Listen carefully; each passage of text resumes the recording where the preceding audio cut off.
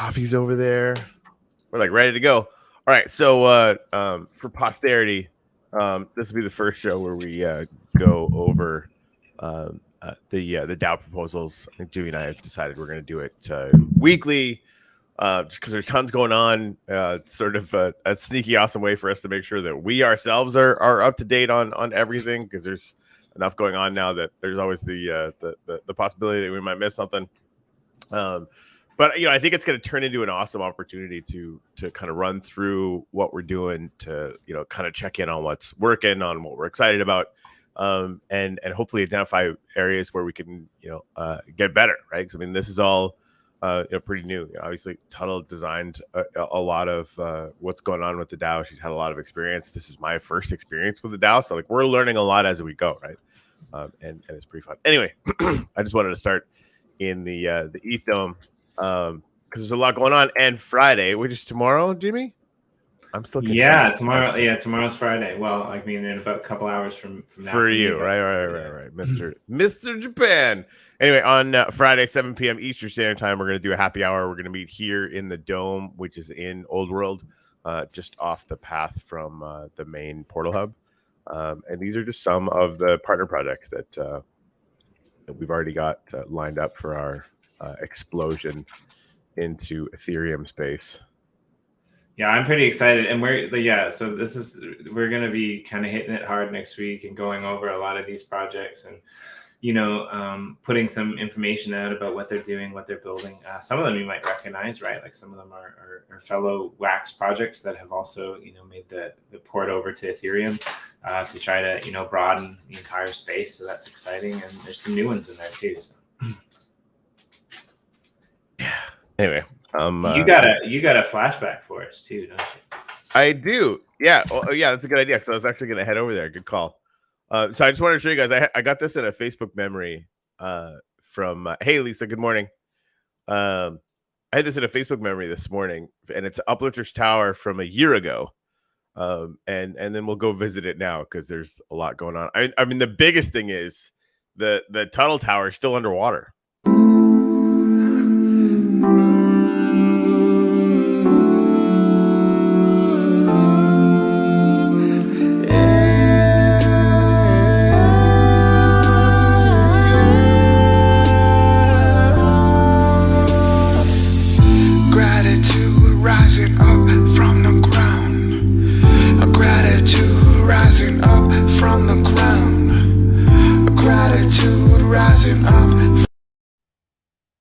What just happened? Was it the end? You're muted. Sorry, maybe because it's a clip. I mean, I don't know. Like, things sometimes just take unexpected directions, and we got to deal with it.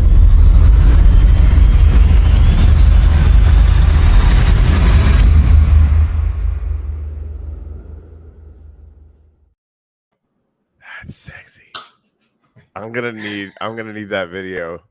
Yeah, shout out to Frame Games and the marketing committee. Right? Yeah, Frame Games has been crushing it. Some good ones. At least it's still underwater, depending on how we want to look at it. Rob Flaska.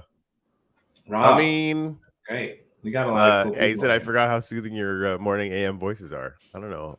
I don't know about soothing, but I'm all right about it.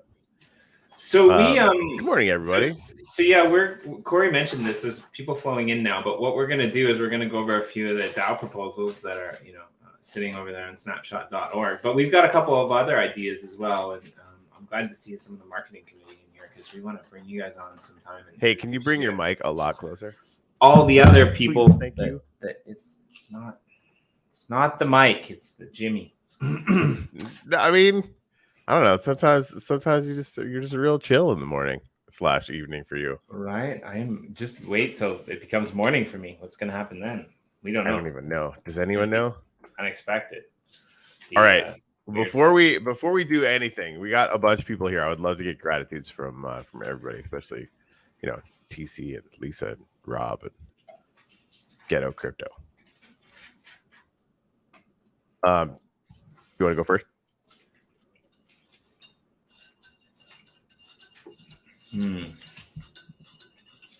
I'm grateful for summer. All right.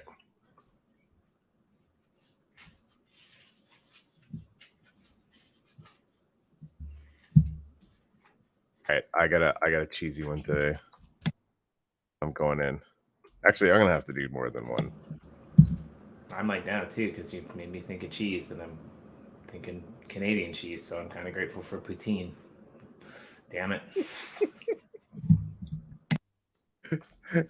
Fuck it. Poutine. Oh man, I can't even think about poutine without my artery starting to harden. That's awesome, Lisa. I'm grateful for DAX and 77-inch displays because I think, actually, Lisa, if you could take, she's sent a picture a couple times of like she watches us on our big TV, which is cool. Makes me feel like we've arrived for some ridiculous reason. It's probably ridiculous, but what? Who cares?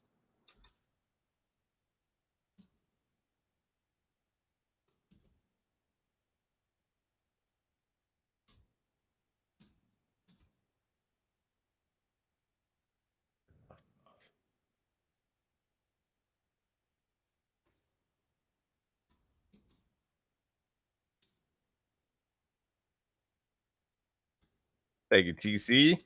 All right, here's my other one. Actually, I might even just do a bunch. I got 3 messages this morning, Jimmy, from 3 different people. Just like friendly, hey, we freaking love you, shout outs. Totally like random, totally unconnected, making me cry first thing in the morning because like it just was like, what are you people doing being this nice? It got me in the feels, dude. Anyway, one of them was from TC. Yeah, TC, we love you. You're great. I got a nice message from TC as well recently, which is quite surprising.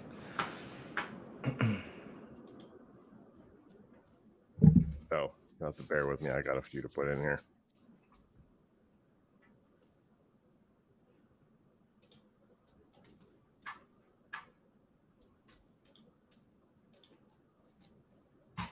All right. Rob, what are you grateful for this morning?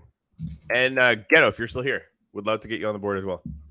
And Rob, I wonder like if you remembered what you were going to mail me about, but then forgot. So just said, hey, Jimmy, how are you? It's nice to see you. Let's get that squared away. I love Rob. He's great. If you don't know about Rob, you really should try to ponder at why someone might love ants so much, and then go over to like Spawn in Uplift and check out his cool little ant build. So this is us on a 77-inch TV. Thanks, Lisa. That's freaking funny. Anyways, fun. Yeah, this worked out way better this time than the first time I saw myself on a 70-inch TV. Yeah. All right. Well, yeah, Lisa. That's yeah. It's like the real meta. Like you take a picture, you send it to me on the Magic Internet box. Now I send it back to you on the Magic Internet box, sort of. All right, I need to drink more coffee this morning. I'm gonna Anyways, excuse me, man. Do I ever? All right, cool. All right, well, Rob, I'll get yours up in a second. So yeah, what's the plan for this morning there, Home Slice? Well, I'm just gonna pull this up, and we're gonna go through some of these proposals. Should we go through some of the ones that are completed just to kind of catch up? Just because I noticed Rocket Gallery this morning. Well, I guess it'll come up anyway because we'll probably end up going over his. I don't know. I guess there's a couple ways that we can look at it, right? I was kind of thinking that we might want to work backwards because like there's a ton, and I'm not even sure if we're gonna get through them all. Yeah, we probably won't. You're probably right. And that way we can just skip over the pre-proposals that have already passed, rather than going through and chatting with them that way. So let me. I think it's this one. We'll pull this up and we'll have a look. All right, so this is where we are now. This is kind of up to date. And let's see. The first thing that I kind of want to mention, and I'm going to drop this when I get a clicker hand ready. I'm going to drop this in the comments. And I think most of the people who are here probably know this, but we did put out an article on how to DAO, the first one of probably a few, where we talked about the best way to kind of, write proposals and do proposals. We talked a little bit about quorum and things like that. So just a couple things to, point out on these three proposals on the screen right now. Both of them say final, which means that, it's met quorum. There should be a link in there to the pre-proposal, except for the third one, which makes it really confusing because we don't really know what's going on. We don't know whether that's a pre-proposal or a final proposal. And so just, I'll pop that link in the I'll pop that article in the links section, but just keep that in mind. It could be a little bit confusing, and I'm kind of excited to be a little bit confused because I think this will kind of point in the right direction for people who are writing new ones. So the first one that's up here, the last one, really, is the final proposal for a rebalance of player rewards and region rewards. And yeah, I mean, if you go through this and read it, I think it's quite interesting. The proposal was done by Stallman, who is, the owner of the Giant Melon Shop and doing a bunch of other cool things in the game. And basically, he kind of broke it down by stating that, because of the change in how the rewards are going out from Wax, it's actually working out to 50% of all uplifting going to the miners, 40% going as region rewards, and 10% going to those who actually play. And so he wants to propose that because the players got 80% of the Rax rewards and could get faster to own their own lands, that was a good thing in the past, but now it's different. He would like to suggest that we split the rewards 50-50 so that overall mission would be 50% miner, 25% player, and 25% region.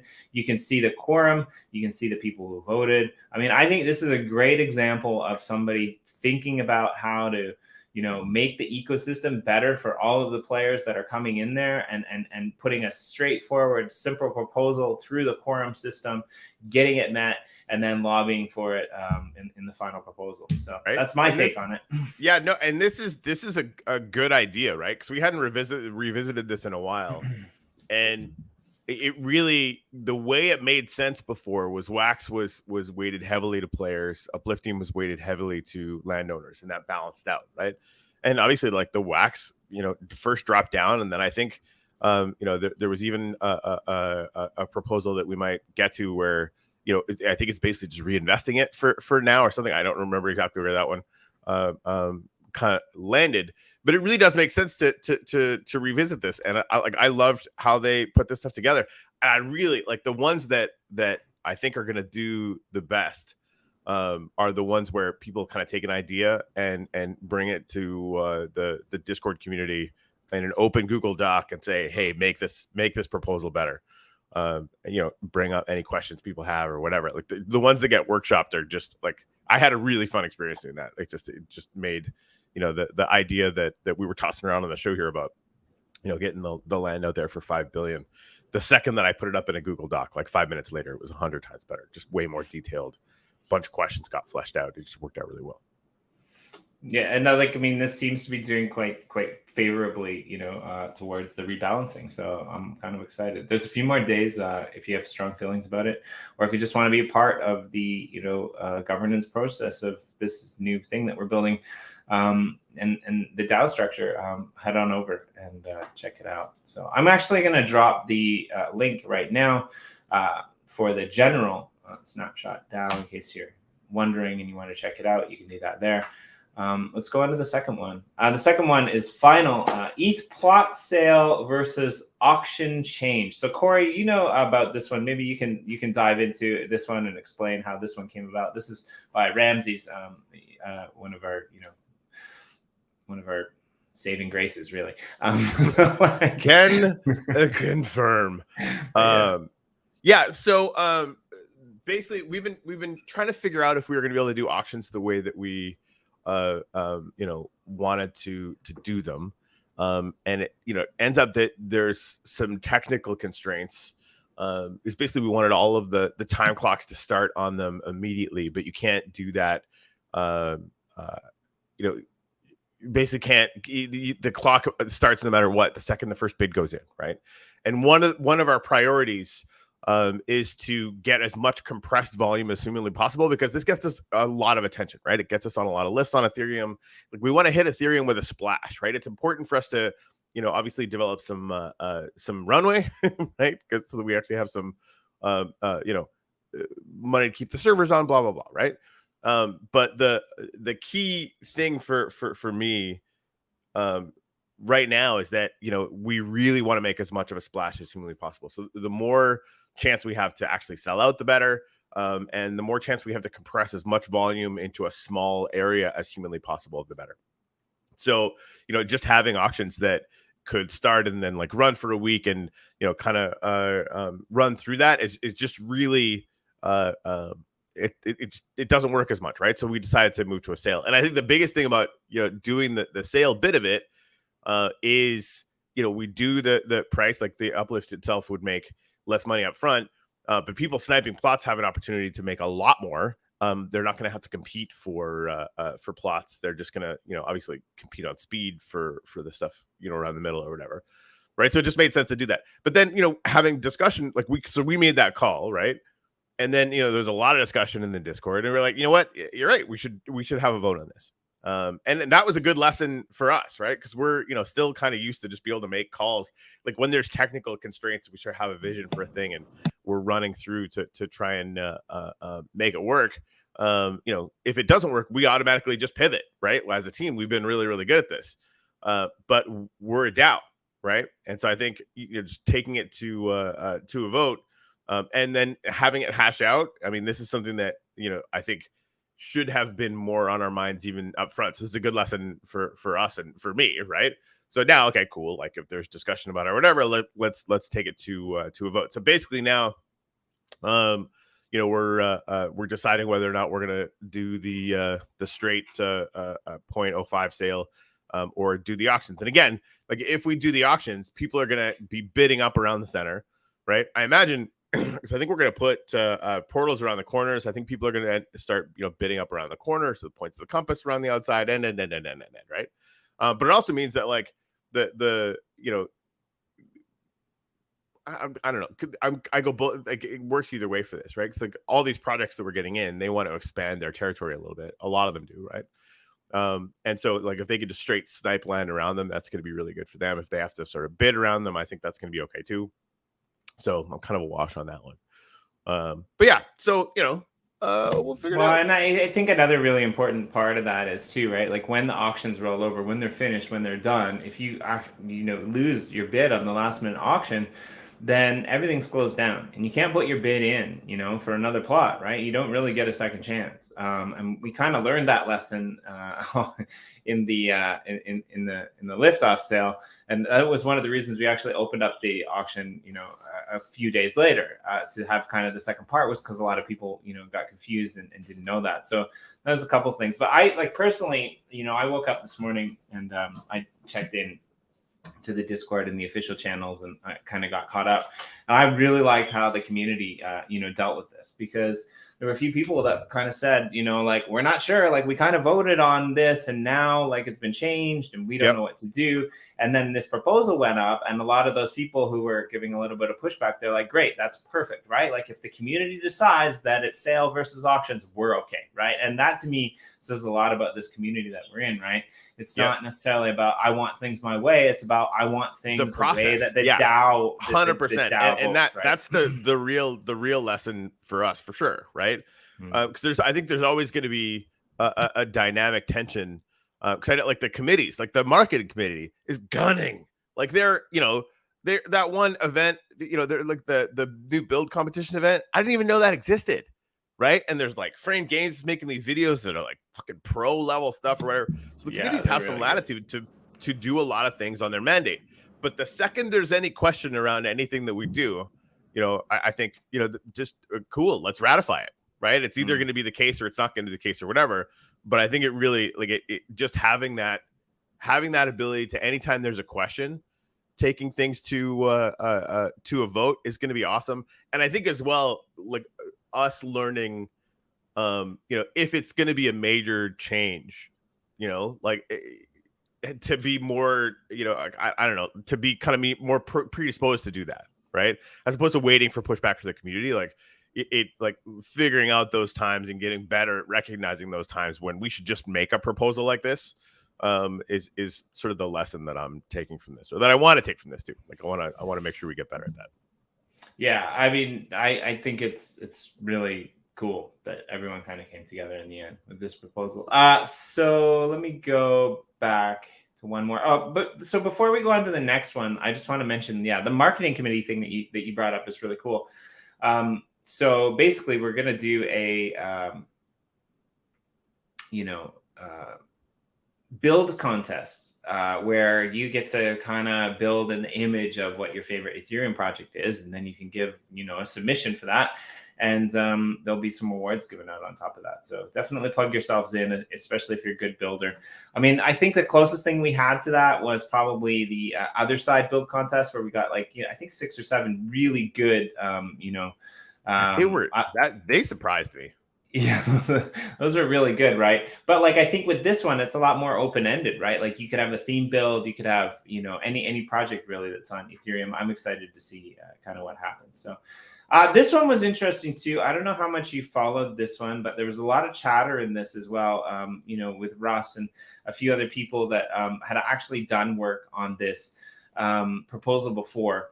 Now, again, I'm not really sure. It seems to me like this is the first time I've seen it, and there's no linked pre-proposal. So I'm guessing that this is like a pre-proposal, which it's a little bit kind of confusing. So again, if people have to kind of go in here and suss it out and try to figure out whether this is a pre-proposal or whether this is a finished proposal or what's going on, it becomes a little bit complicated. So it's always good, like Corey said, to run a draft, through things.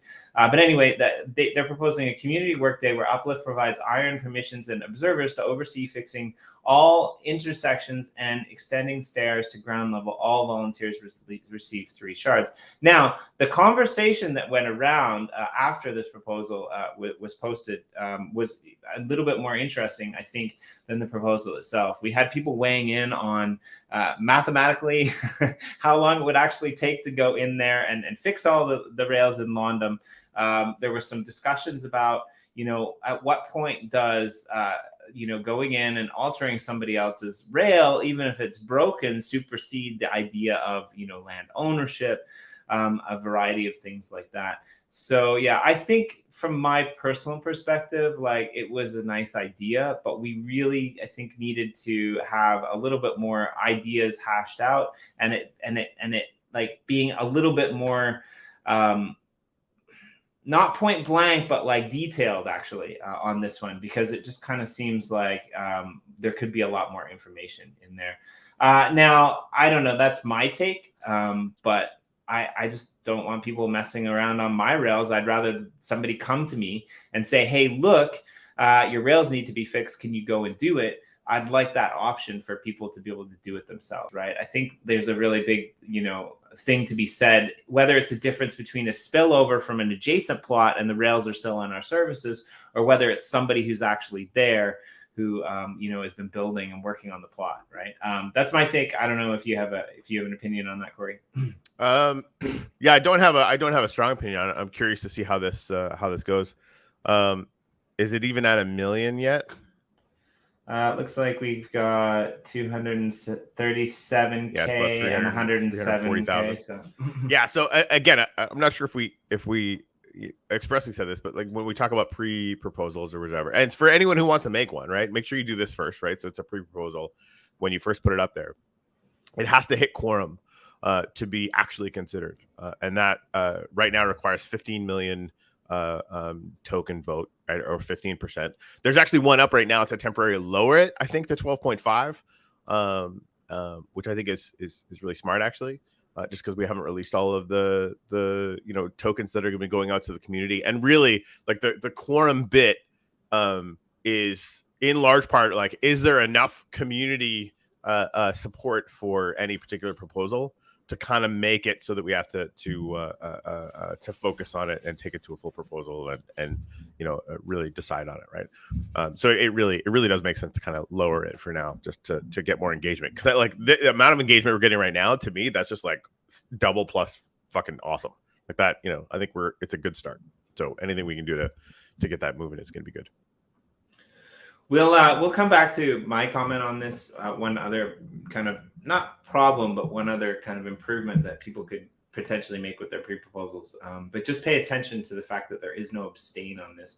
And we'll talk about that a little bit later when we make it down to the next one. So this is another final proposal that's still active.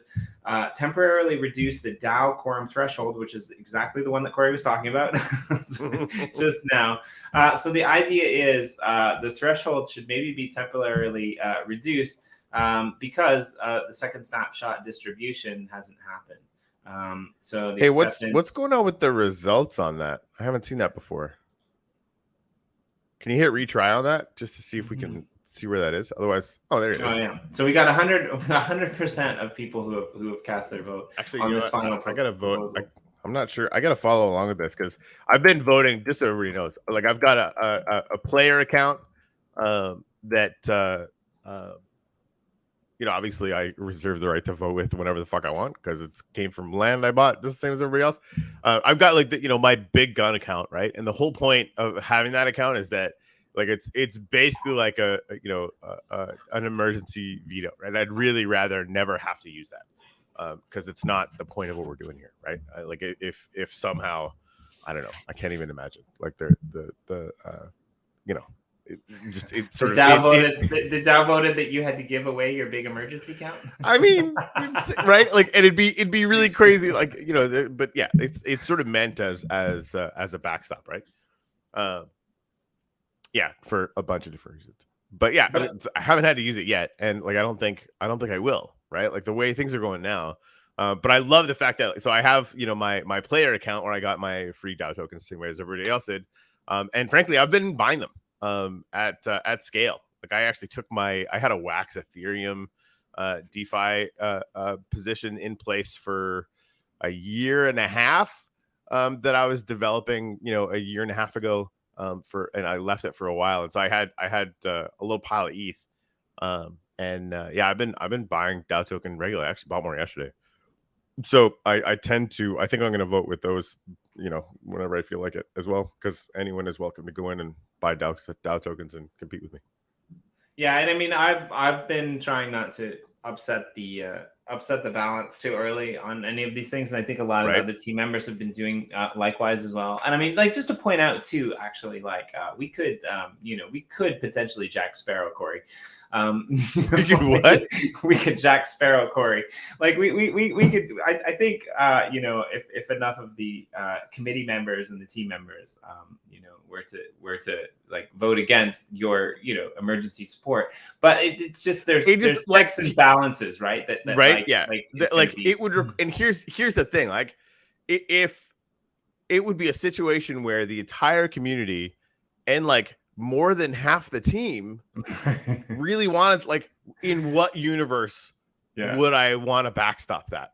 Right. Yeah, exactly. So it's I mean, the main reason those things exist is I spent millions buying the Uplift, and it's the revenue share is how I'm going to slowly make that back. Like that's the main reason why I have those DAO tokens, as far as I'm concerned.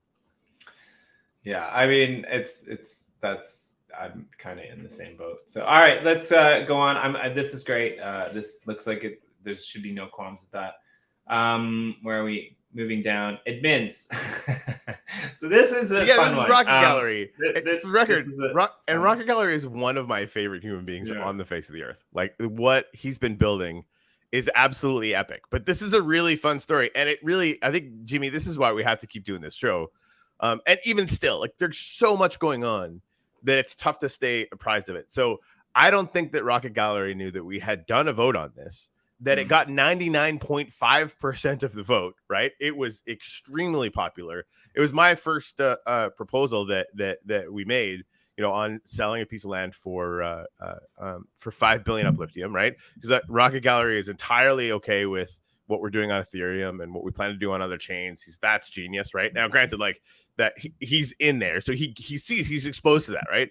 He knows that, you know, we're really close to getting 100 partner projects, 100 communities attached to that, right? The whole biggest thing is if we're going to release new land, we have to dramatically increase the amount of people in our ecosystem to create the demand to kind of bring that up, right? Like that's the trade-off, and what, you know, me and Jen and Jimmy are doing, you know, all of the waking hours of the day is basically like every time that I have brain power, that's what I'm working on, generally speaking. So anyway, I don't think he saw that first proposal, so I sent that to him. And you know, even still, and we can maybe revisit that one a little bit. There's a reason why we wanted to do that, but this would be a really good example. And let me caveat this by saying that Rocket Gallery is fucking amazing at literally everything that he's been doing. This is the kind of proposal that isn't going to hit quorum, right? Like it's a feeling, but it's not, you know, it's not really fleshed out, and it definitely, you know, hasn't gone through and looked at, okay, what are we actually doing here? I mean, it's not that the feeling is not valid. Of course it's valid, right? We did send out a lot of land over the first year and a half, right? Which is why the maps are smaller now, which is why, you know, the land piece that we would be releasing on Wax is 1/25 of Genesis. It's tiny, right? And if we have more than one group competing to raise 5 billion Upliftium, which is an entire 2-month supply of Upliftium, there's a really, really good chance we could see the price of Upliftium go up extremely high, right, compared to where it is now, and that would be good for all landowners, right? Like that was the trade-off, and that's what we established in the proposal that we wrote up, because it's not like it's not a valid question. It totally is, right? As far as, you know, land inflation, and wanting to be really, really careful with it.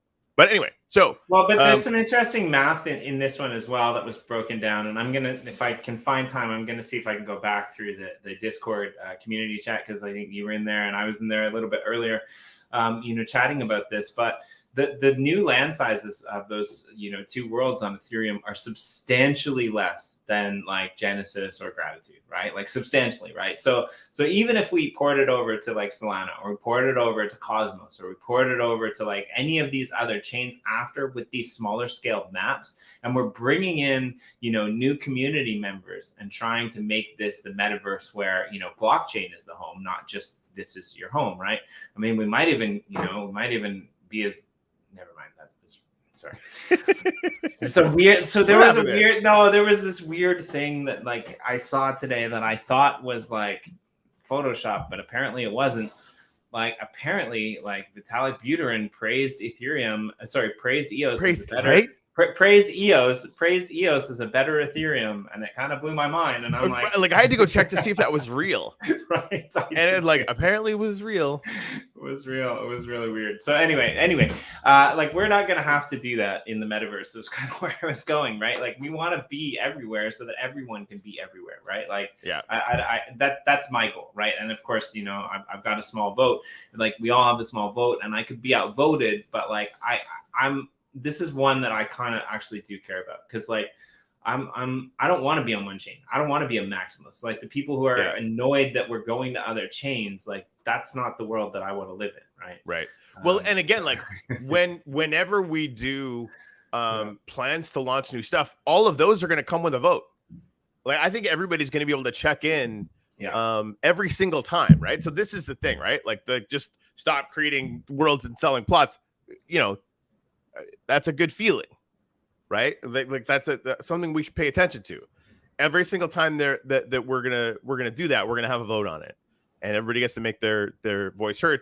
And we have to, you know, and I've always felt like this, whether it was a DAO or not, we had to defend that as justifiable for the larger picture, right? It is the way that we bring in runway right now. We need much more ways to do that. Like that's a fact, right? We need to have more gameplay. We need to be able to create a whole bunch of situations where we have a lot more secondary coming into the pace for all the servers. We need to do all that stuff, right? But right now, we have nothing. We need runway. This is how we do it. Now, granted, he's a huge fan of Ethereum, and I think that's like he sees what I'm doing there. He's over there. He's building Rocket Gallery 2.0. If you haven't seen it, holy shit, it's fucking amazing, right? You don't even have to go into the game. Just go to the freaking 3D map. It looks brilliant. Dude, it's just it's just glorious. It's so good, especially on the new, like on the D-Gen 1 map is all like Mesa and this amazing sort of valley. It looks really sweet there. It's really good.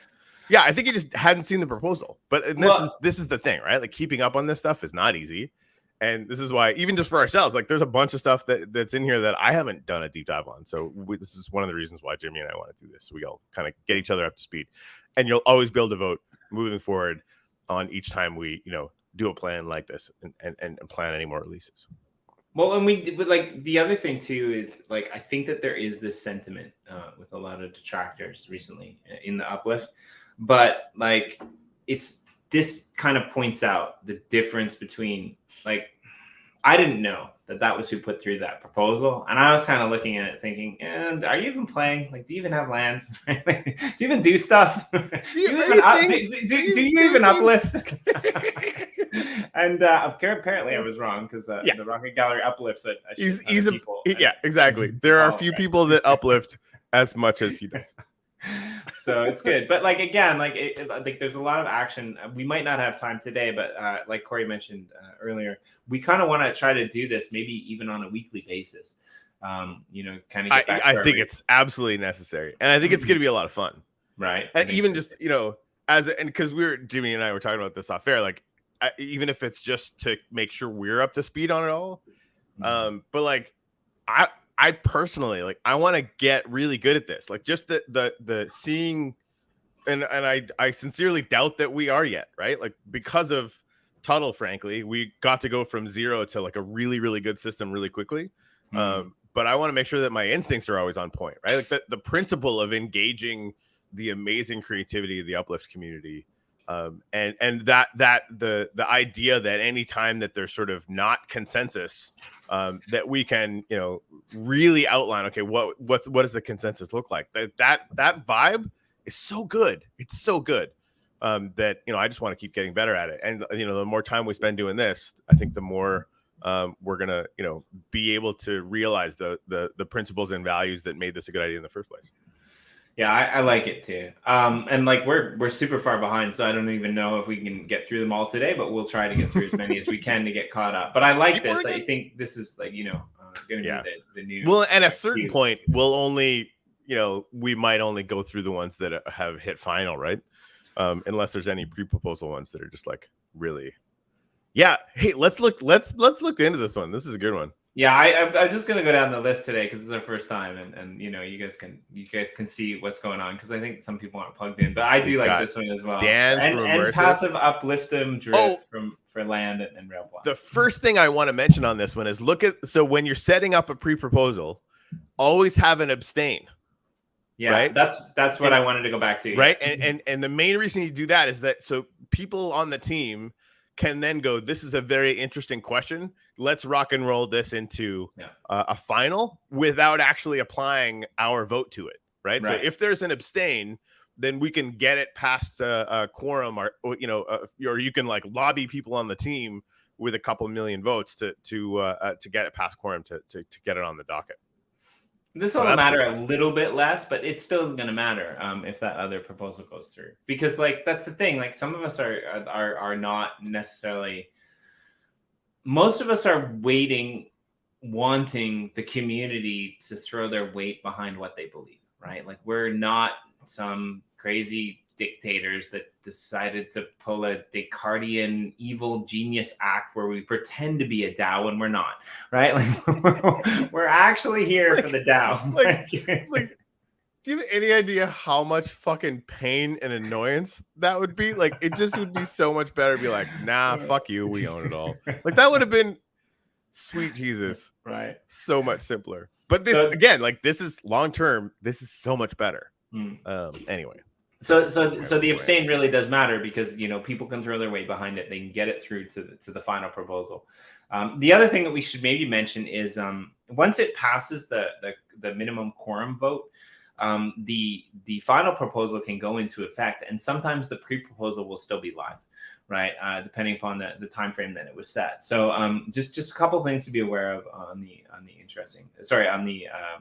information side. So land and rail keys currently represent 35 of 280 million weekly minor upliftium emissions. Many keys are held by accounts that haven't logged in a long time or ever.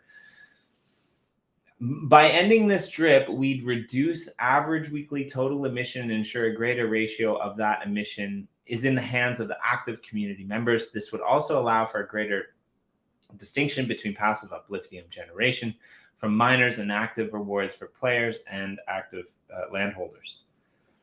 This will reduce the active rewards by the same amount. Now, I'm all for this as a vote, right? Like, I think this needs to be a vote. Yeah. I don't know how I feel about it otherwise. Right? Like, cause so, I'm gonna have to like, you know, purposely do less work so that I can get active rewards. Here's the principle that I think really makes sense, especially now. Right? The idea to move things more towards active players, especially with that other one with rebalancing them, right? On the active rewards, it's still strong, like 50-50. Like you're still, you know, if you hold an event at your on your land, you know, you're getting as you know, if you have two people there, you're getting as much rewards as anybody, right? Like that, like so that's I think still really strong. But yeah, I think the more we go towards the active people, especially if you look at our Discord now and like just that general vibe, right? Like we've seen what happens with sort of people that, you know, buy a bunch of stuff and then think that it'll just magically make them money. Like they end up being the people that are complaining the most, that are, you know, screaming the most. Like they're the you know, a really sort of kind of negative thing you very often, like the second that things aren't going really, really well, right? And prices are down everywhere, right? And prices have been down on Uplift from our honeymoon phase for a while. So like, if you're a speculator, I get it. Like, we don't look like a good bet right now. Awesome, right? You know, go find something else, which is a whole thing, right? So, you know, I guess this is where like, because I don't want to cut it off entirely, right? But that 50-50 thing starts to look really sexy. So because it allows us to more accurately or sort of more favorably focus on the people that are very active, which I think is like the killer principle, right? I mean, that, you know, the 80-20 rule, right? The Perez rule, whatever, right? Like the whole idea that 20% of your people are going to be accounting for 80% of your results. You know, I think that is absolutely true. So the more that we can do to benefit them, especially now in crypto winter, right? When like we're down to like the core of the core of the core, I think the more we can do to benefit them, the better. Yeah, so like I think my one issue with this is like, if this passes, then I think we're going to see another rebalancing proposal, right? Like, because I think that like that would make more sense, right? Like if we're going to focus on active reward people, then that rebalancing proposal that we looked at in the current system is good, but I think that's probably going to need to be updated as well. Those are just my personal feelings. That I'm not saying that anyone will do it or anyone propose it, but like I think that like, yeah, that's kind of what's going to happen. Really, I thought I was doing really good at selling my abstain ability from this proposal. Damn you. Yeah, but like I think it's really cool how like people are weighing in on various issues coming from various perspectives. Again, this is like a really well written proposal. Everything, you know, is here that we need to be. There's an abstain vote that's here. Really well done by Ramses. It's funny because I didn't even realize that was Ramses. Oh man, Sam, did that happen? So apparently somebody sold 6 adjacent plots for half the floor. Like, what the hell? Okay, dude, actually, why didn't I buy them? I think swept 7 or 8 off the floor this morning. Yeah. Yep. Yeah, and this is every time I wonder, like, hey, should I buy more? Like, I should probably be a little bit more conservative, like, you know, whatever. I start thinking about the things that come up for me, thinking about like as a player, okay, like how do I grind out alpha, you know, on this, right? And it could just be like I could, you know, someday retire from this and just make galleries, you know, make 500 galleries. I think I only have 200 lands right now, but eventually I'll have tons. Or, you know, you start figuring out that, okay, there's going to be an upgrade at some point so that it's going to be an updating a 3D image of your build on there. And your NFT is going to be 1 of 1 if you want it to be. Just that. right? Like we're at the beginning, not the end. And so, and again, like people need to do whatever they need to do in the moment. And again, there's a lot of information out there. And how do you sort of compress it out? Like not everybody's going to read the whole white paper, that whole thing, right? So I get it, but it's just like sitting in the thick of it the way that we are. We have so much asymmetrical information that it makes those decisions kind of easy and fun. And I love getting myself like more and more vested because it means that I just obsess over it until we make it happen. So this is another interesting one, which kind of runs in sync to what we've been talking about, but it's also a little bit varied, right? Like require monthly activity for minor drips, right? Yeah, I like this one too. I like this one too. I'm not really sure what happens if they both pass, right? Like if they both get through the pre-proposal phase and they both go into the implementation phase, they both. I guess we're gonna have like an exponential, active player reward kind of incentive to get people in game and moving around, right? Because then on this one too, like it's funny. It's minor drips. I thought it was for all land rewards, and I think I'd be for that as well. But yeah. So I mean, if it goes to like 50-50 or whatever, like obviously if it goes to 0, this goes away. But I think I would like to see a proposal after that for all land rewards because it's asking you to log in once a month. Like that's right, yeah, right. But if you're genuinely gone and you're just sitting on the assets, like again, like that goes back to that principle that we want to double, triple, and quadruple down for the absolute freaking badasses that are deciding to spend this crypto winter with us. Well, what's interesting with this is it's not even asking you to log in to the game once a month. It's asking you to log into enter the Uplift World once a month. So when the wallet's drip goes to 0, the Upliftium basically no longer exists. So it's like a longer crazy extended version of kind of like the our planet system in a way, right? Now, like again, note this in no way changes the active rewards, which from now on would be considered to be set by the maximum minor emissions for a week, not the actual emissions for that week. So, I mean, it's quite interesting to see that we have kind of both sides covered, right? So we've got the land rewards, which we just kind of covered in that proposal, which is kind of like in game, being inside the Uplift World metaverse, doing your thing, and then we've got the enter the Uplift World where you kind of have to log in. And I used to honestly, Corey, I used to freaking hate this stuff. Yeah, it's great. I used to hate this stuff, back in the day when we weren't working for a project. But now that we're working for a project, like what I hate more is people complaining that the money didn't go up and they're not even part of the community, right? Like that. So I think to me, this makes a lot of sense. Right. Especially if you come into our Discord channel and start like whining really, really loudly, and then we find out that you sold all your stuff 2 months ago. Just a big hearty. And Chris, if you wanna jump in here with us, like we should clearly have Chris on these shows if she's up early enough because we don't know what the fuck. We can send you a link. Hit Corey up and he'll send you one. If you're awake enough to do it, you might not have had enough coffee. But not quite fascinating thing. I want to touch on on her comments just so we make sure we correct the record, just because we said a bunch of shit that isn't true. Yeah. So logging into the world would be the goal. Hitting the claim button would be a backup tech wise. So yeah, I think like I totally agree and am for the idea that you would want to have people actually log into the game. And again, like you're going into Minecraft one time, right? It's nothing. All right. So hey, are we planning to do this Monday again as well, Jimmy? Well, so I think like we're gonna do it on Mondays on the regular, and I think we can back it, like especially in August, we can back it up a little bit. Like we don't need to be rolling out of bed because like I'll be more North America bound. So we're gonna do this on the regular on Monday. But I think the only reason that we're doing it today, because we had actually said that we were gonna do it on Mondays. The only reason that we're doing it today is because next week we're gonna be full on. With the Ethereum sale, pitches and bringing people in and getting people to talk about it. So, I mean, I guess if we don't have a panel set up for Monday, we could do this again. But I think we're probably going to take a hiatus next Monday and resume in 2 weeks from today. So,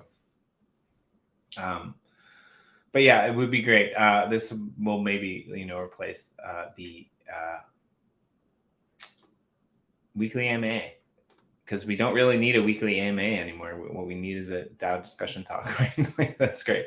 So another one, pre-proposal, stop region rewards for those who haven't logged in. Sorry, I jumped. Another one, sorry, pre-proposal, assign a shard bursary to modded outlaw. So I think this is interesting, right? Like, we've got people who are working for committees, and the majority of people who are working for committees right now, while we're in kind of bootstrapping mode, are getting rewarded in a variety of ways. And I think this is interesting because, like, basically we've got modded outlaw who is, working kind of with us as part of the team. And he's been doing amazing work on his own. And this proposal is to give him 100 shards monthly as a bursary, a thank you for his efforts. There are no specific requirements for these shards, but this is a bursary that can be canceled anytime through DAO vote if modded outlaw decides to refuse. If modded outlaw is interested later, this can be converted to a full role with a larger bursary, assuming KYC, and would allow him much greater access to information to collate and display for the community. As one of his skills is the collation and display of useful information, this proposal should be sufficient to give him any reports, information feeds that would be published. This doesn't count as special access due to the commitment to make those reports public and easily readable. Note, if quorum is not met, modded outlaw will need to provide a WAX and Ethereum address to include in the final proposal, and will also have to vote yes to accept the bursary. So I guess, first of all, Corey, maybe we should talk about who modded outlaw is. Right. So, and that,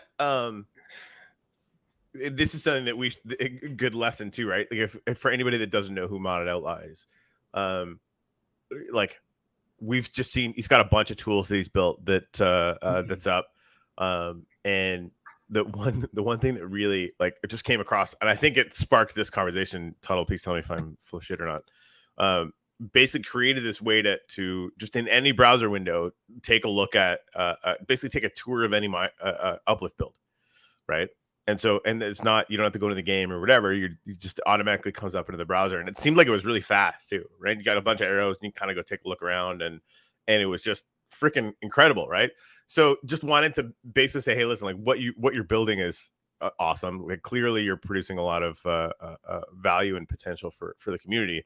Let's basically just, give you a bursary of these shards that can be redeemed for land. And honestly, like, I think the shards are going to be really, really interesting by the end of the year. I honestly don't know. We don't have a current plan. We're going to vote on it if we do anyway, for what we can do with it. But just, like, having them all out there is super fascinating to me. And I think they're still worth 4 times more than their redeem value for the land, which is super fascinating, right? So anyway, yeah. So modded outlaw is just an incredible, member of the community who just keeps building completely and totally cool shit. You're muted there, Homeslife. There's a couple things I have to say. So Dennis has been, it's the only way I can not talk is if I mute myself. There's a couple things. Like, Dennis has been, doing a little bit of a revamp of the site, which is awesome. There's a bit of a team site page happening. There'll be some bios of the founding team that are going up, and a bunch of other things. I think everyone probably who's plugged in should be aware of this, but, like, when we were looking at things like rewards committees, when we were looking at things like, bans, people who, kind of had special powers inside the Uplift to be able to actually do their job and complete their task, we actually went through a KYC system where we made sure that everyone was KYC'd, right? Like, we're not bringing in, random colored wizards that have no name or no face, right? Like, we know who they are. And so we've kind of, implemented this. And so, like, I think what's really important is that people, like, kind of like plug in and pay attention to, like, we're not just all faceless beings in the nether that, are scooping up funds, because that's totally not what we're doing. We're here to build. We're here to do things. And I think that that's really important for people to focus on, right? Like, we're we're an ecosystem, a community that has so many people that have so many talents, and some of them have actually stepped into roles in committees, right? Like we've got Mitzi as the event committee, chair. I mean, Sam came to us, Cowie came to us as like community members, a lot of these people, right? But like, there's not a role defines everything, right? There's people out there who have like really tailored specific skills that are doing amazing things, right? Like, I mean, G-Kid's another great example. I mean, G-Kid is, heading up the builder committee, but the stuff that he's been doing, on the side, like these are amazing things. So if you know people who are out there who are doing amazing things for the community, like definitely plug us in. I think this is a really cool idea to be able to reward people who have been doing things with no obligation that can be canceled at any time. I mean, this kind of company that I want to work with, right? Like this is the burgeoning era of independence, really. All right.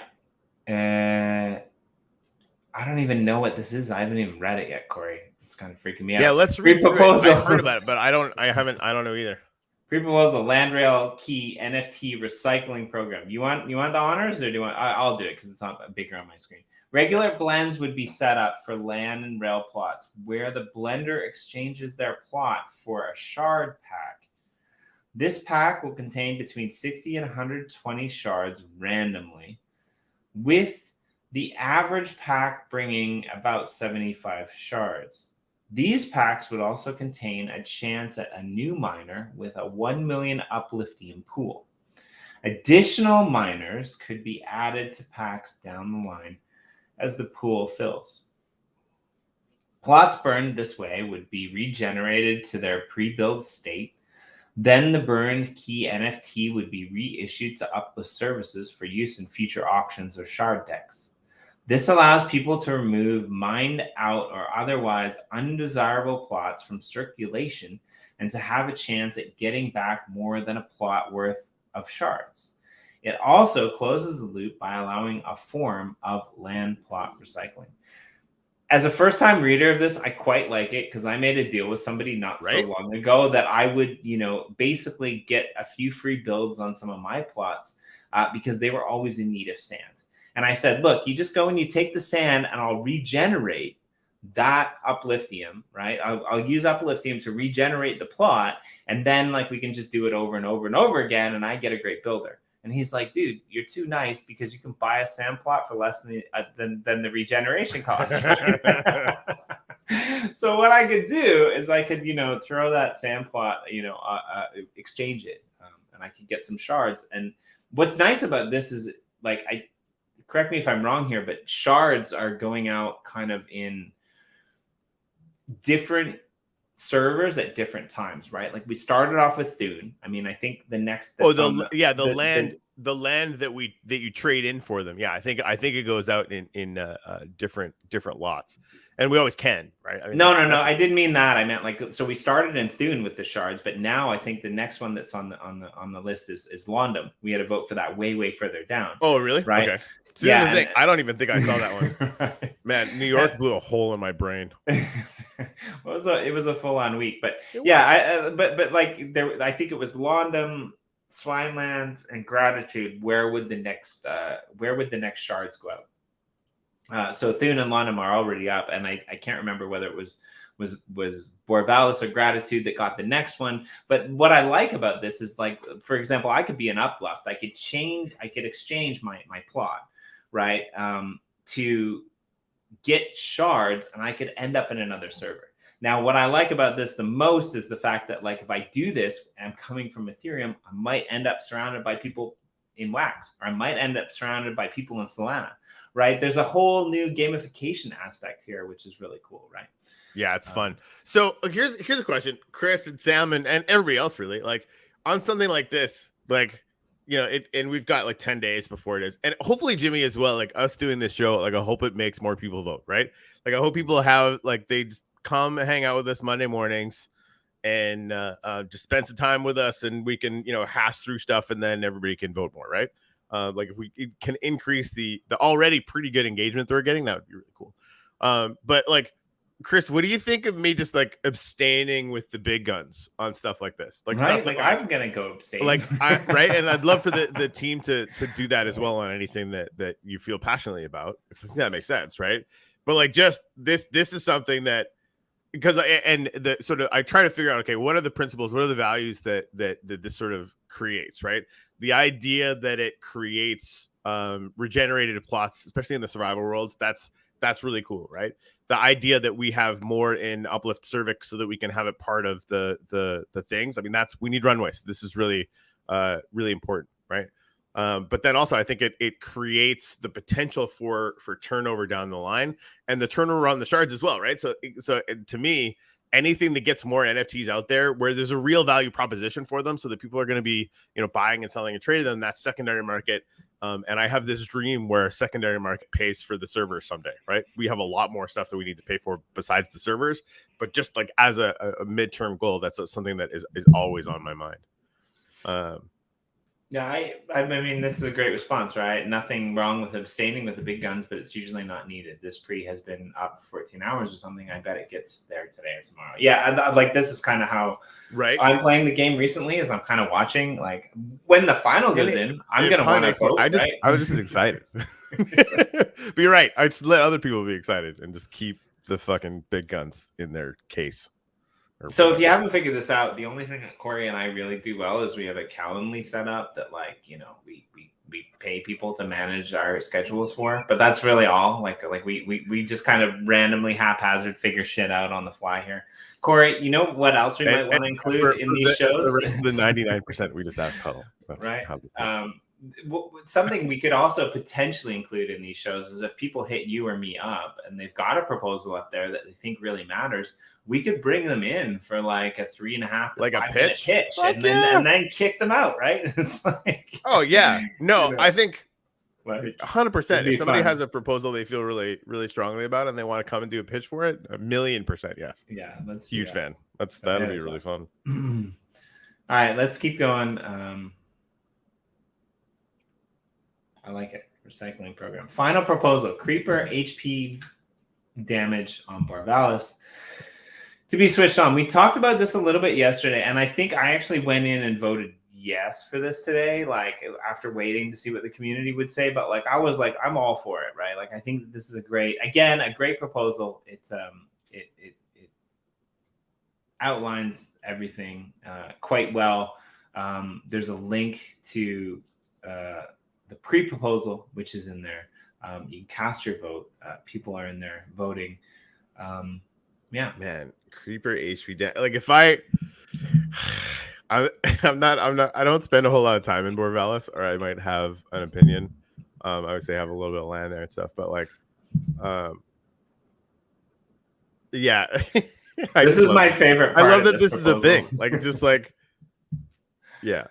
I love the fact that like transparency, the submitter of this proposal owns land on Borvalis and is more focused on gameplay than design NFTs. However, as a metaverse project, voters should consider whether moving into greater Minecraft gameplay is better for the project in the long term or not. I mean, holy infomercial that I love. That's a good question, right? Because like for me, and this is where we're sort of at the tip of the spear on bringing new people in with these new projects, right? And most of them haven't had exposure to Minecraft or whatever, and some of their communities have, and some of them won't, or whatever. So like when they first see it as a metaverse project, the idea that they could get blown up is something they deeply do not like.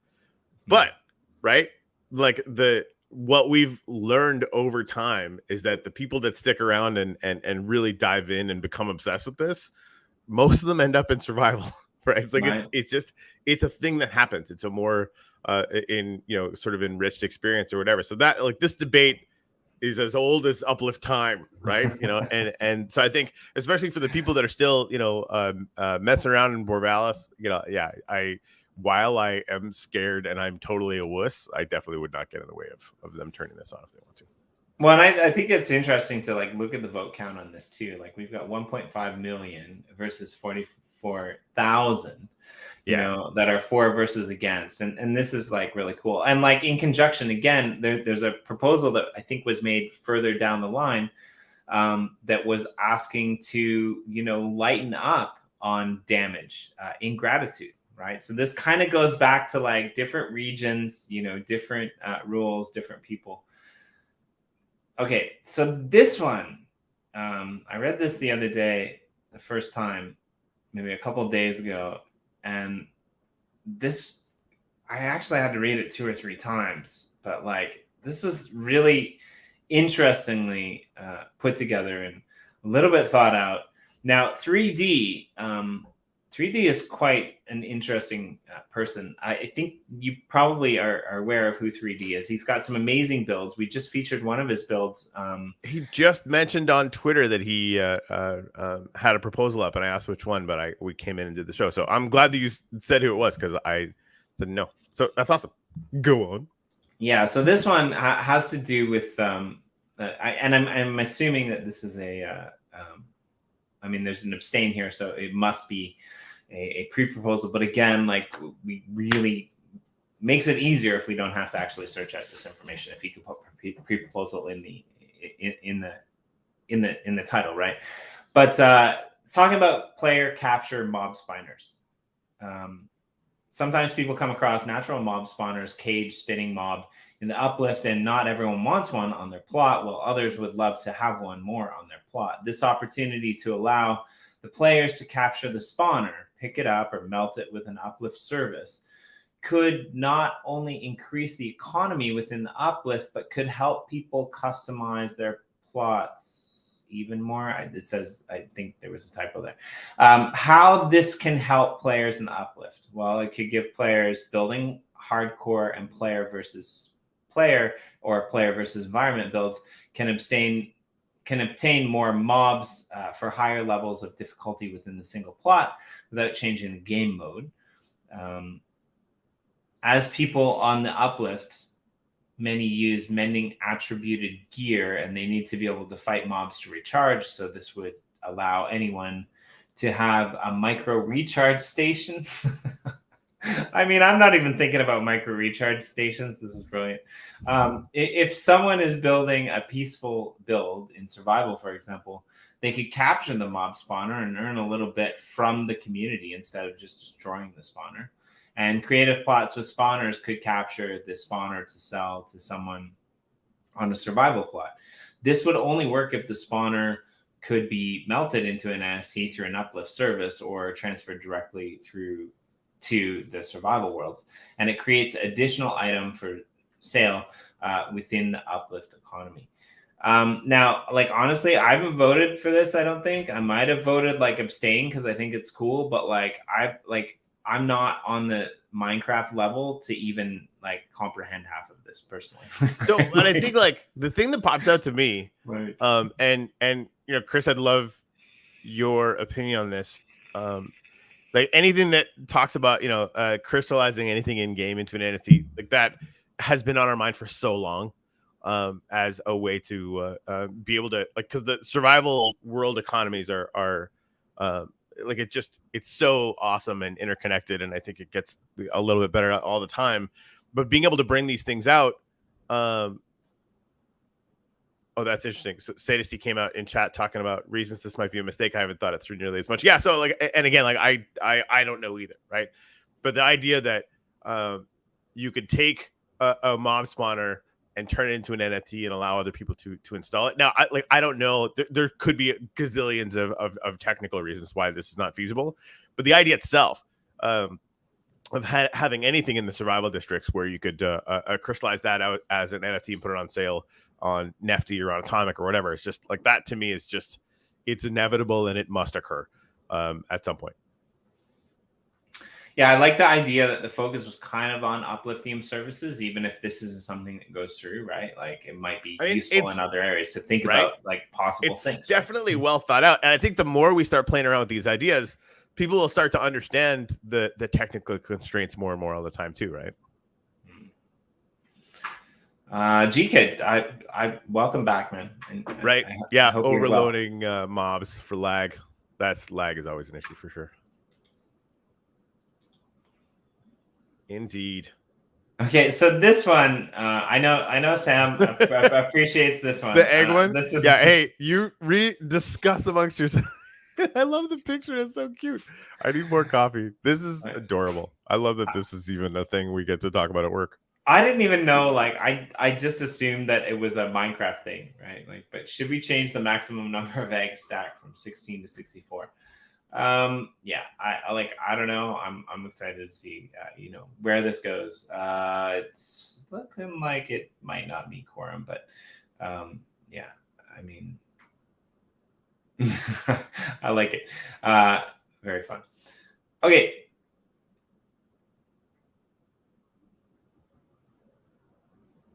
So we already did this one. Again, I kind of mentioned this earlier. This is the pre-proposal for the reduction of the DAO quorum threshold, which is already passed and it's already through to the final proposal, which is up top. So as I mentioned, there might be cases where the pre-proposals are still active, even though the final proposals have went through. So rebalance player rewards, again, we already kind of went through this in the final proposal that's up above. So we don't need to really go into this again.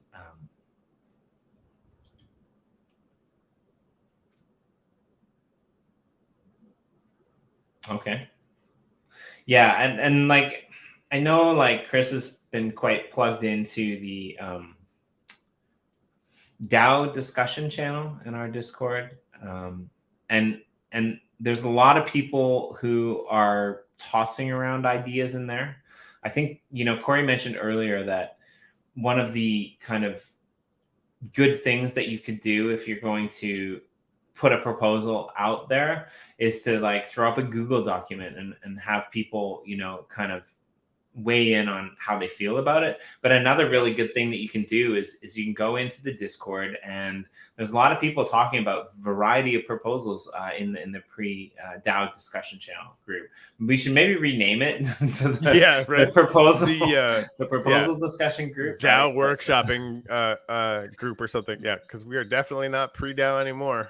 Yeah. Can I just huge shout out to freaking Chris Tuttle? Without Chris, we would still be like trying to figure out what a fucking DAO was.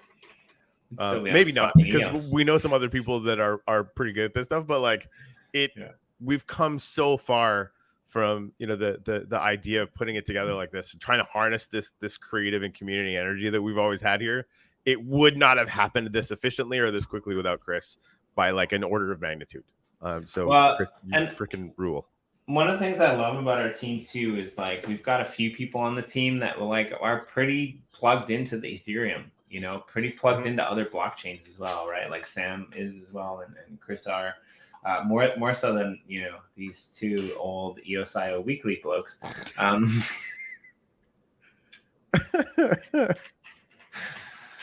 Yeah, Sam seconds and thirds and fourths and fifths that Mr. Tuttle. So most of these are closed. There's a couple more that are active. Creeper HP damage on Vorbalis. We already covered that. That's already in the final stages. Pre-proposal metaverse standards. Forum membership. We haven't covered this one. Let's go here. Standardization of technologies will help with the interoperability across metaverses. Uplift will get more exposure in the market. Uplift will add to its knowledge base through interaction with other forum members. Those are the pros. The cons are uncertainty around any cost, risk that a decentralized metaverse is controlled by a few, yet this forum will proceed without the uplift. Now, there's another one as well that asked about launching a world on Loopring. Again, for me, personally, this is not a team. This is not a uplift, a comment. This is for me personally. I don't think I voted on this, and the only reason I haven't voted on this is because it's going to require me to go and do a little bit of research, right? And I don't always have time for research, right? So a little bit more detail on this proposal might be more beneficial to get me personally to vote. Corey, I don't know if you have anything to say on this one. I'm sorry. I was paying attention. I I was gonna make a post actually about just being surrounded by, you know, all these creative badasses. There's such a contrast between all of the energy that's going around with the Uplift Nerd Discord and this DAO and all the shit, right? And you know, the majority of what I see everywhere else, which is just they're stuck in that market cycle, right? And if you look at the Wall Street, we talked about it yesterday on the show, the Wall Street cheat sheet. You know, the market cycle, you know, kind of goes through the whole thing. Anybody who's been through a bull and bear cycle, you know exactly what it feels like, right? So the sentiment, you know, all too often out, you know, in the space is just kind of anger, despair, blah, blah, blah, blah. But like the projects, like, and working with more and more projects all the time that are just saying, fuck you, bear market, and like rocking and rolling is such a gift. It's such a gift. It's just a different vibe, right? So you imagine like last crypto winter, like the beginning parts of last crypto winter, Jimmy, were you part of anything that felt even remotely like this, or did you know of anyone that was? I mean, it was just kind of me and you hanging out building shit, and I was pretty happy with that. So now we've got a whole fucking amazing team, you know, and a whole amazing community. You and I didn't know each other for a year after the beginning of the bear market. Yeah, that's true. That's true. Right? And all of that, like everyone just stopped talking. Oh, I was the team of a project that fucked me. Let's go somewhere happy. Okay. Anyways. So yeah, Jordan, I want to learn more about this. Maybe we should read into this again. So Chris said, I've been told the standards organization can be withdrawn from if we don't like what they are doing. Agreed. More info for sure helps. So yeah. So what? Let me find this one so I can actually read it. I can zoom in. Sorry, it is a little bit small. There we go. I mean, so okay, so standardization of technologies will help with interoperability. Oh, there's like a whole website and stuff too. That's interesting. Uplift will get more exposure in the market. Uplift will add to its knowledge base through blah, blah, blah. Uncertainty around any costs, risk that a decentralized metaverse is controlled by a few. Yeah, we definitely need more information. I've seen this. Okay, I've seen this before. And you know, I like the idea, right? And I share a lot of the principles. I think for us, you know, talking to the Metaforge guys as an example, you know, we had a great conversation with them, right? And you know, I think any metaverse that's using Minecraft, I think there's going to be a really amazing opportunity in the near term for us to connect with them if they want and if we think they would be good neighbors. After talking to the Metaforge guys for an hour, like that, everybody on the call, Chris, everybody, we're all on the same page. These guys are awesome. We can do some really amazing things together. But again, like we're not just going to be on Minecraft forever, right? And I think the only way that we can beat or compete with a company like Meta turning the idea of a metaverse into just another Facebook is to find ways to get that interoperability going on, right? So from a principle standpoint, I'm absolutely for it because it's the only way we can get in the way. Like we have to figure out what the TCP/IP of the metaverse is going to be. Like what's that connection protocol that turns this metaverse idea into an internet as opposed to like a closed garden, you know, website where all of your data is owned by somebody else, right? So like on a principle way, I'm absolutely for it. How that ends up applying to us specifically, you know, in the short term, medium term, long term, you know, I think that I'd almost want to go after that on a case by case basis. But I mean, you know, I'm excited to learn more because, you know, maybe I'm wrong. You heard it here first. We are better than Facebook. Facebook tracks you everywhere. We only track your movements inside the Uplift so we can reward you. Right. only inside the Uplift so we can reward you. And Corey and I don't even have access to that. That's only the rewards committee. That's all fucking top secret shit. Anyways, proposal. This was the one I was talking about earlier. I think you might have went for a walk. So this was interesting to me, and I don't know where the hell this came from. Other than I have a good friend who told me to buy loop ring. I've been holding loop ring that I got like years and years and years back, and I actually like checked it, and I'm like, it kind of actually does something. Dapper Gents, thank you for joining us today. Actually, I'm excited to get you guys online. Yeah, 100%. So speaking of which, this is a good time for us to reiterate. this Friday, 7 p.m. Twitter Spaces, and in game in the Ethereum Dome. We're going to be doing the Uplift Happy Hour again, 7 p.m. Eastern Standard Time. Everybody's welcome to come to that Twitter Spaces. But we're going to be meeting in game at the ETH Dome in Old World. We spent some time getting Twitter QR codes attached to every single logo where the project actually had Twitter. Apparently, a couple projects in the Twitter were yelling at them about that. But yeah, the idea was like we want to get everybody in the dome, and then basically just do a big, huge raid, right? Like I want everybody, following all the people there. But I'd love to see like selfies.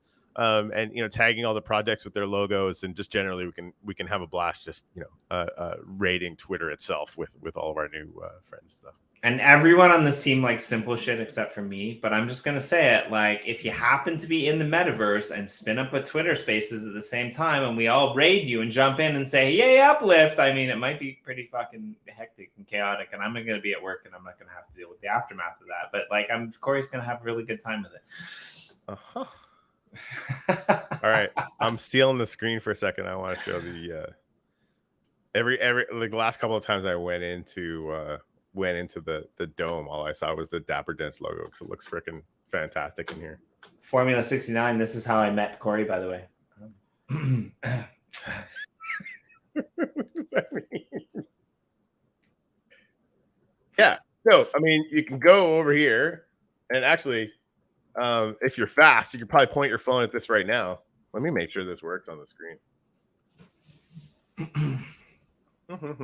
Please hold. Yep, works.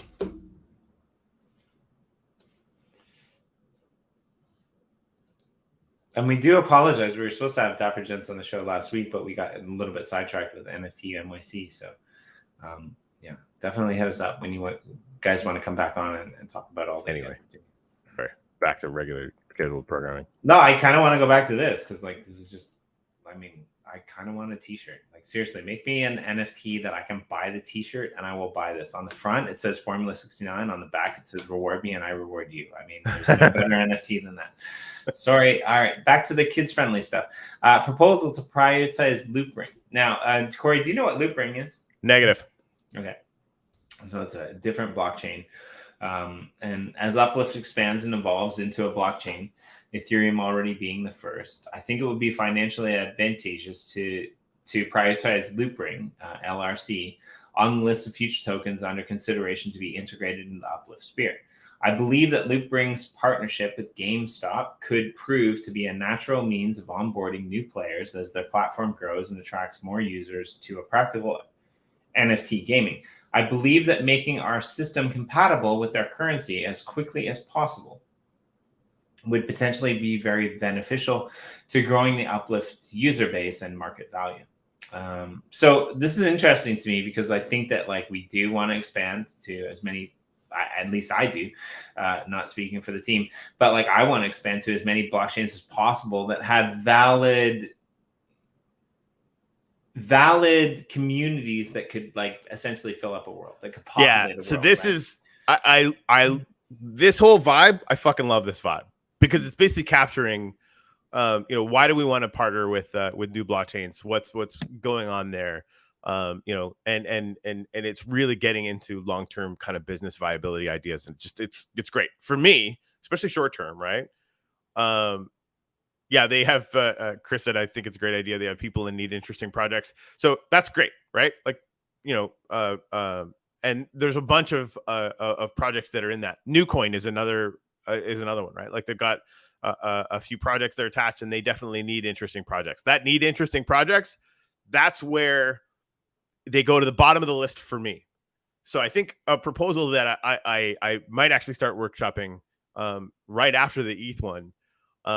What I personally want to see, like obviously I want to get us on 5 blockchains this year, right?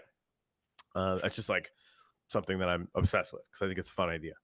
To me, the one that we target next should be the one where there's the team or myself or a combination, which blockchain can bring us the most logos of the most awesome projects. That's what decides it, right? Like might be Solana. We've got a lot of contacts there. Like Jittery Ape knows a bunch of people. We know a bunch of people. Great, right? I might end up talking to the crystal.finance guys, or like Polygon might like send us a list of 50 projects right away that want to partner with us or whatever. Right. ApeSwap was talking about, bringing in all of their partner projects. They have 200 partner projects. They're on Binance Smart Chain for the most part. Right. So that to me, because we're going to be releasing, to Rocket Gallery's point, right? Like, we don't want to, put out any more land NFTs than we absolutely need to.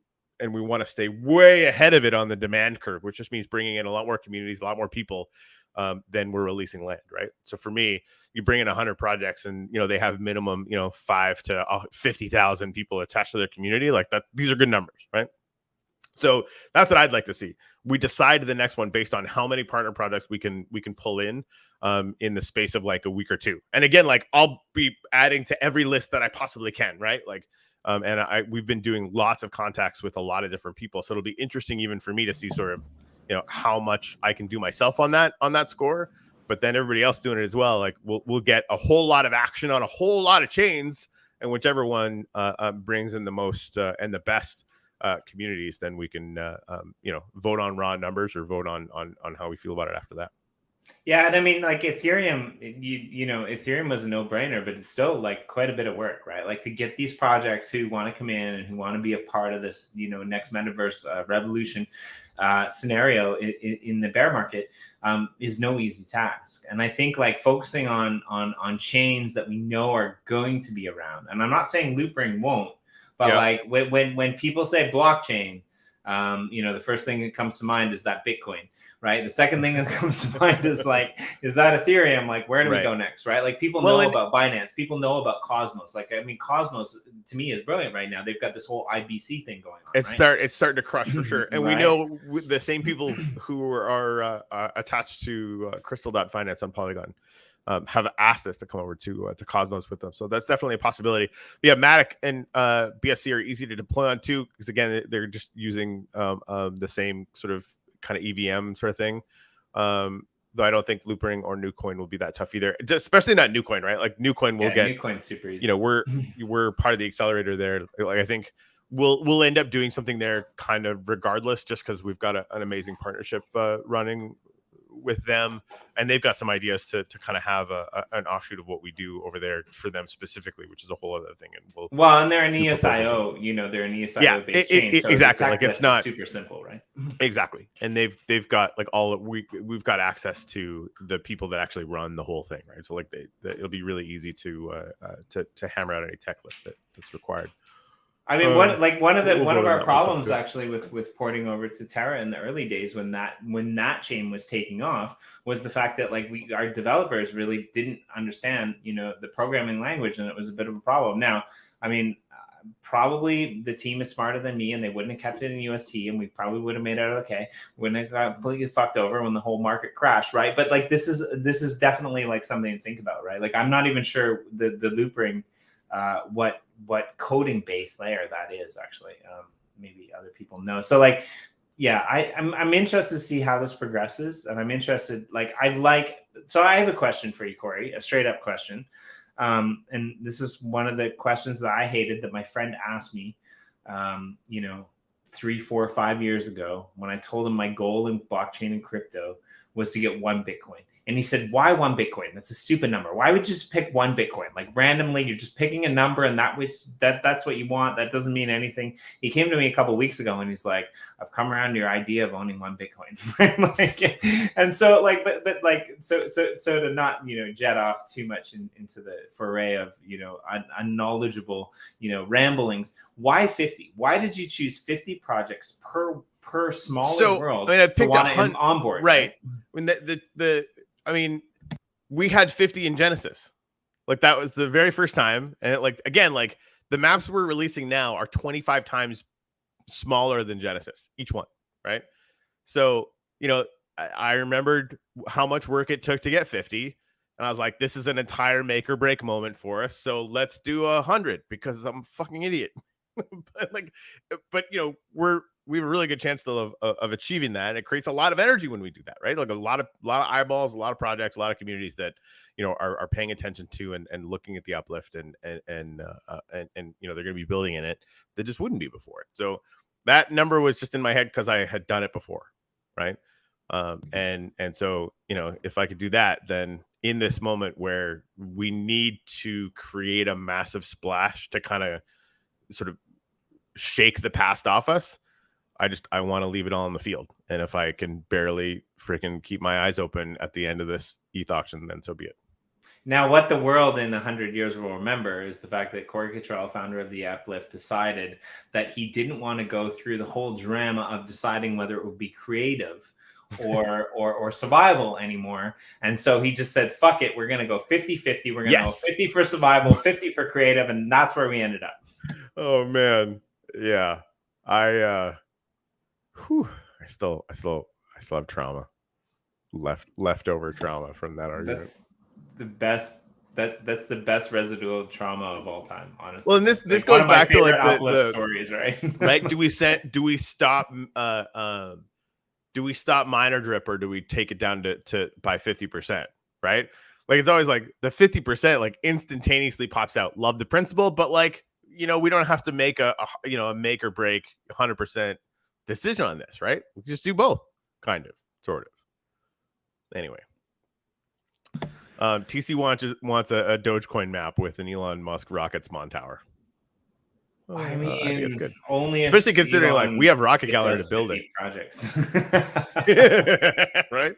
Yeah, Dogecoin's gonna need. Well, and this is the thing. Like, I think it's gonna be 50 minimum, and I think the target has to be 100 every blockchain right now, especially now that we've done this. And so, like, if you're a blockchain like I don't know, like Proton, for example, like Nefty's going over there, they've got really good reasons for doing that, and I hope it goes really well. But they don't have 100 projects. They don't have 10. They don't have 5 interesting ones that I know of, right? So like, it's just a hard pass. We can't do it.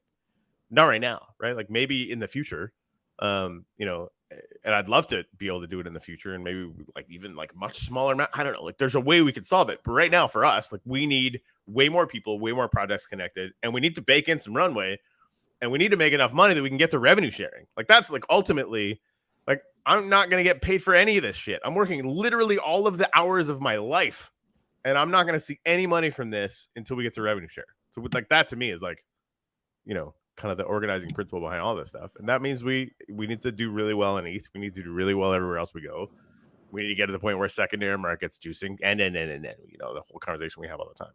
Well, and I think you may bring up a really interesting point, right? Like, for us to port over to any other EOS.io chain is a really easy tech lift. And we haven't done it for a reason, because there's nowhere that we could port that we can get the traction that we need to be able to expand as a metaverse, right? Like, right. I mean, like, going over to EOS would be like a neat trick, but who cares? Right. It just, it's just betting sites over there. There's nothing over there. Like, Wombat's the only cool thing over there, other than like, crypto writers doing some stuff or whatever. But and the Boyd avatar thing that we need to have them on the show, because I need an excuse to like look into what they're doing. I love those guys. That's like 2 projects that I care about. And if there's more, like, yell at me that there's more, because I would love to hear that, frankly. Right? I just, we just haven't seen it. That was so last bear market. It was last bear market. So no, like the rider guys are doing amazing, right? Like, MetaCollect guys, their whole thing is we're gonna launch over, on EOS, because there's no, marketplace for art over there. Boyd's on EOS, but they're also on Telos. Like, I would say if we have a chance at any blockchain in the eosioweeklyt ecosystem that we would get like the number of projects that would need to qualify for us to launch a new world, it would be Telos, honestly. Like all the crap that they got, right? Like, they're the ones that seem to have the most activity. What's going on? Honestly, like, I think that's possible. The competing idea to that would be like, Chan's our friend Chan from New Moon and Newcoin is adding high-end projects, not high-end projects to the Newcoin ecosystem. If her and I were working on getting 100 projects, not only connected to that ecosystem, but connected to the Uplift, we would be able to beat any team that was trying to get 100 cool projects from Telos. Potentially, yeah. But like, we're and again, I would love to be wrong about that. Right? It would be really fun to have, like, another team just crush me. Like, yes, please. It would be great. I mean, you seem to have some competition with the whole what was the number? 5 billion DAO world release proposal that you threw up.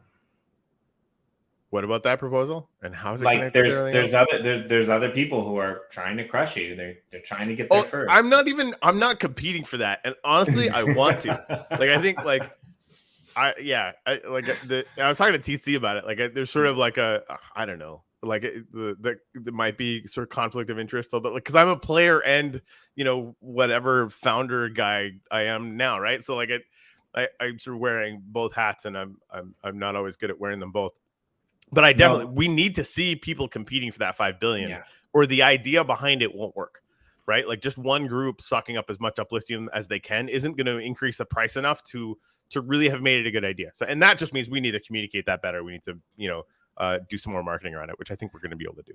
Yeah. So Dwayne, if you actually have an internet connection, we need to get you back here sometime, because we definitely need to dive into this, right? Like, there's some really interesting things happening around EOS.io, and definitely IBC and faster finality, and the coalition things that are going on between the multiple chains, and that kind of all, tied in with the fact we brought this up early in the show, that like Vitalik kind of, came out in a weird way saying like, oh yeah, like EOS is better than Ethereum, which is a little bit strange, considering that we suck as EOS and we're in the gutter. And when I say we, I mean, all those hard-working block producers, tech designers that have been building shit. I mean, honestly, like Corey has a point. EOS's biggest problem was always marketing, and I think like a lot of times it relied on Block One to do it, and they didn't do a fascinating job. Let's just be blunt. And the projects that like kind of stayed around and did things, I mean, they're not really getting that much hype. But like, we're going into Pomelo season 3 soon. I mean, there's a lot of like really cool shit that's happening. So definitely come back on, Dwayne, and yes, chat with us about this, because we miss you 1,000,000%. Yes. Sorry. And I'm no, that's all right. I'm just gonna fly through these because I think we're about time to close this up. But like, just some good examples of how the DAO has been working towards creating an ecosystem within the Uplift realm that like is really community centric and organized. Right. There's a final proposal to add 100 monthly visitor passports to the budget committee, to the marketing committee, which is great. This is going to allow us, it's closed, right? But it's going to allow us to, usher in new users to new people, right? Like, they can go, they can get a passport, they can jump into the world. They don't have to own land. They don't have to be whitelisted. Passports are going out monthly. And that's really cool. Final proposal, form the marketing committee, right? Like, we took a vote on who would be part of the marketing committee, right? Like, thank you for all the people who voted for me. Pre-proposal, form the marketing committee. Convert server world into the physical portals. This one's closed. Not really sure what this was about, but I think if I remember correctly, it was whether you would be able to hashtag server, or whether you would actually have to walk through a portal. I mean, I'm personally a fan of having to walk through a portal, but we're not really there yet, right? Like, I think we need a little bit more activity and volume there. Make Genesis open to the public, even if it means no rewards. I don't remember if this is a final proposal or not. Again, it's really useful if you guys throw up your. Yeah, you have to talk about it being a pre-proposal. So I mean, distinction. I mean, I go back and forth on this. Like, having, like, we're definitely. I don't think we're anywhere near the technical constraints, of, doing that. But we've got a lot of stuff going on with passports and different things, right? So like, it'd be something that I'd want to definitely think about more. I mean, and going back to, what principle, what value are we trying to apply to here, right? Like, we want more people in world. Fucking A, we do, right? We absolutely do. Making it exclusive is not a bad thing, right? So like, need a passport to do it. Having an NFT attached to that, makes it so that it works in our system, because our system is not designed to just kind of let it be open, that I'm aware of. Anyway, it's definitely an important thing to have us keep thinking about. Yeah, I mean, personally, I don't think I've voted on this yet, and it looks like it ends on the 20th. It looks like there's 2 weeks left, but it looks like there's And again, no abstain, so team members can't pump it to quorum. Right, but like I'm not a fan of this personally. Like again, my own personal opinion, I think that the people who have developed Genesis plots deserve rewards, and like maybe we can port something off on the side of that. But there was quite a big discussion around this proposal after the proposal was posted in the Discord channel. And people were talking about like, oh, well, there might be other options and things like that. So again, kind of putting things back to like what Corey had said earlier, like it's always good to draft a document and throw it up there in the channel. Exactly. If you workshopped it, right, you'd have Chris coming into it and saying, hey, we could take Genesis, make it public, and assign a fixed amount of active rewards there. Combine it with a lot of advertising in Genesis for passports and plots, and it might be cool. Like fucking A, right there.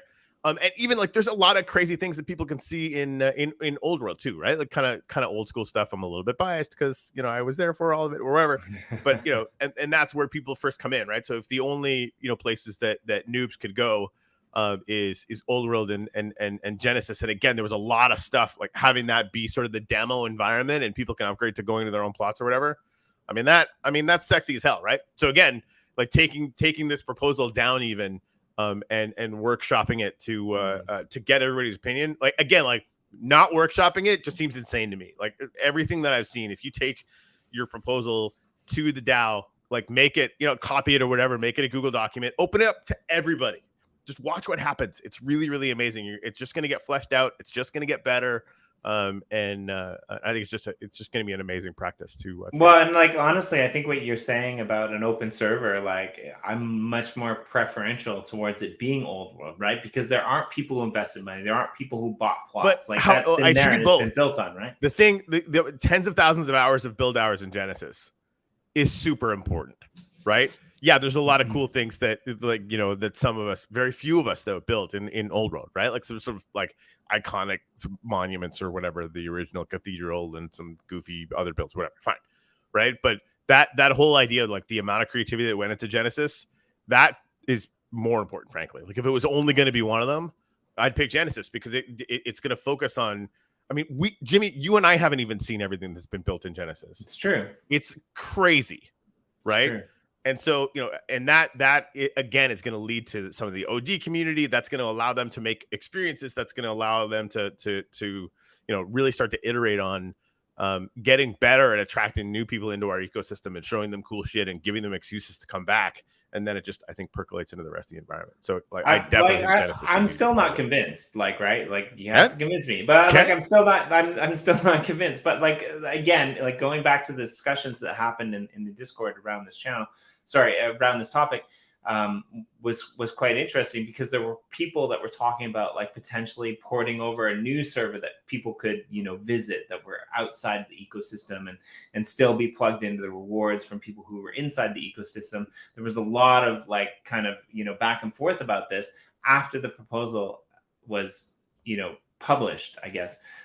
So again, back to kind of your point, throw it in to the Discord, throw it into a Google Doc, like let people workshop it, let people like kind of see what they could and see what they could decipher from it and throw in their possibilities and their actions.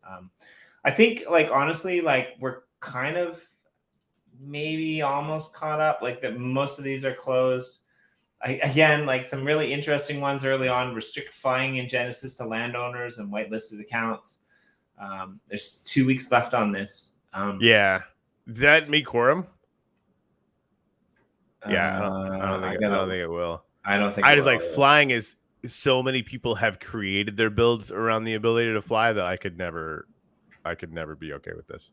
Yeah, and I think if you don't want to fly, then you should just go to a survival world. Well, I think like some people wanted to create like parkour environments for Genesis. I think like creating an Upliftium sync that allows you to toggle flight on and off on your plot, which I'm pretty sure we can do from a technical perspective, like I'd be for that, right? Because if that way, if you want to build an experience that where flying doesn't work, fine, turn it off. But it doesn't affect anybody else. We didn't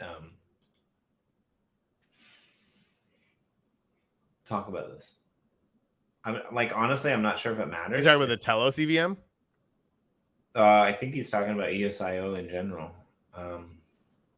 I don't think it really. Telos was the first to launch a fully functional EVM on EOS.io, though, weren't they? So I think it probably is. Yeah, they were. Could be. But I'm not really sure if this actually applies to us, though, really, because I mean, our NFTs will be based in other chains, right? Like our Ethereum NFTs will be. Yeah, we're going to be Ethereum compatible. I mean, we already are. I think that's pretty much done. Like we might be the EVM. Think about that. We're not. That's a fun thing you get to say, talking head on the internet, but I hope it's true. I mean, the fact that we're going to be a value bridge eventually is really interesting, because like it's only a matter of time before you can crystallize Upliftium probably as like 100 million or something on Ethereum. Like, why wouldn't we make that happen? That's really funny. But definitely on other chains, right? And so, you know, you buy some Upliftium on Atomic and melt it into the game and then crystallize it on a different chain. Like you've, you know, moved value from one chain to the other. Will it be super efficient? No, but you can do it. I think for today we're done, because we're starting to flush through like pre-proposals that are already in the proposal deck. But that was a pretty good run. It was a really long run, but I think if we do this every week, it'll be a lot shorter. And I just want to say thank you to all the people who signed in. Tomorrow is Friday. The day after that, tomorrow is Friday. So the day for most of you who are in North America, we will have the Uplift Happy Hour over at the new Ethereum Dome. I think we're going to need to write a post on how people can get there, because it's a little bit complicated. It's really not. Go to the portal hub and take a right. Go to the portal hub and take a right. Yeah, I mean, in Old World. Now, granted, I'll finish the pathway, because there's like an actual pathway to get there. But yeah, there is. Well, and we just list the coordinates too. But maybe we should have a welcoming. Maybe we should have a welcoming committee 15 minutes early that can, like, you know, take people over there. I mean, we can suggest that. It wouldn't surprise me if members of our community loved that idea. Anything else that we need to cover before we let these fine people go about their Thursday? I don't think so. I think we kind of nailed it. We did too. Yeah. Put your proposals up.